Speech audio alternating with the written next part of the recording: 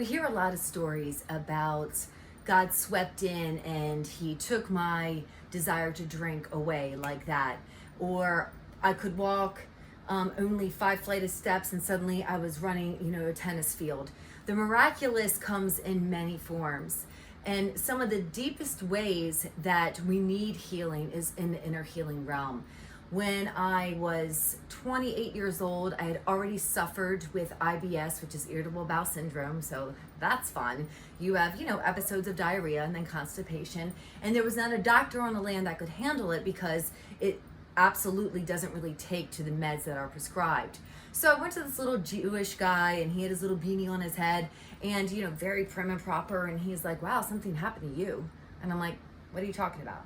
Now, 28, this was prior to my repressed memories of some long-standing childhood abuse still being repressed because they only came to surface when I was 32.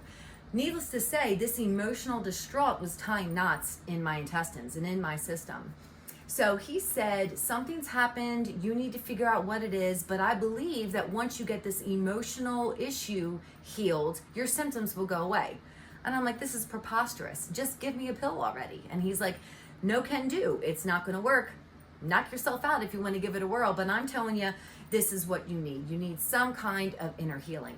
Well, I knew exactly where to go. So I had some mentors. They believed in me, and I certainly believed in them because they had more faith for my healing than I did of myself.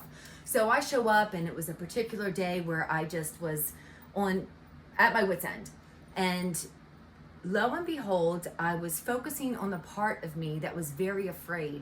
I didn't believe that I was going to be protected in that instance. And I certainly didn't have any faith in God to be able to protect me from, my parental figures at that time. So I went to this memory where I was about 7 years old. So you figure for about 21 some years, I had suffered with IBS. Unbeknownst to me, this memory crops up. And my father was taking my mother's name off the house sign, and I'm standing there like, who's going to protect me?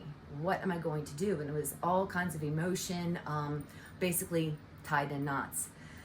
We got to the source and origin of the real pain, the lie that I was believing, but when the part of me was able to share all of its fear, it suddenly had an image of Jesus standing right next to me. And he also was just as upset that I was not going to have the parameters in place to protect me. And he was crying. And in his weeping, he said to me, this is not my will for you, but it does not come from my hand. And in his words speaking that to me, it gave me enough strength to be like, okay, this is a done deal. I'm walking out of this. And I finished the session, mosey on along, and I hit the bed, wake up the next morning, and I'm going to the bathroom like normal. Okay, that's a miracle in itself. The second day it happens. The third day, suddenly it happens. 4th, 5th, 6th, 7th day, we got a full week down where I am using the restroom without any kind of medication. It's just, alleviation as it should be. And I am like, what? So I call Beanie Boy and I'm like, listen, this is a deal. I'm sitting right in front of him and he's like, I must say that this is a true act of God. And I'm like, so it's a miracle. He's like, it is a miracle. I'm like, I told you my Jesus was going to do this. I'm like, that's who met me in this memory. That's what he did. He had to meet me on the emotional level and dislodge all of that angst that had been bottled up and hurting me physically because the body keeps the score, and he dislodged it. He goes, I do believe that God did do this. However, I am a Jew and I cannot basically say Jesus, but I would like to interview you and put you in my medical journal. Well, that was the first of 3 medical journals that I've been in over the course of my life, and I've written hundreds of blogs about my chronic pain and the dealings and how I'm trying to maintain them. But this was not one of those stories. I did not have to maintain this pain anymore. For 21 some odd years, it was taken like that. It was miraculous because he met me in my emotional need. He didn't poo-poo it. He didn't say, oh, get it together. Just focus on the Lord and the devil will flee. He had to embrace me in a time where I was suffering, which is what he does all the time. Where you are suffering, he intends to make it whole. It could be with a word. It could be with a touch. The only thing that you need to do is to be willing to meet him.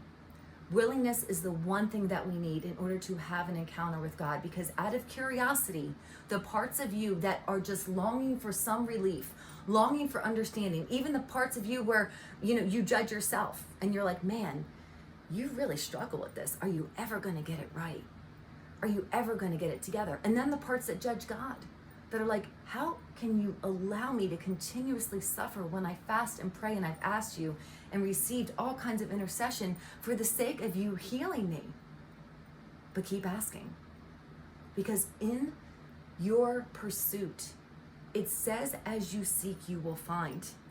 And I stand here today healed and whole in that area. I have other issues, of course, but I apply that principle to knowing that it's a heart matter first. And if he intends to heal this, then he's going to heal this. I leave you with that today. Hope for your miracle.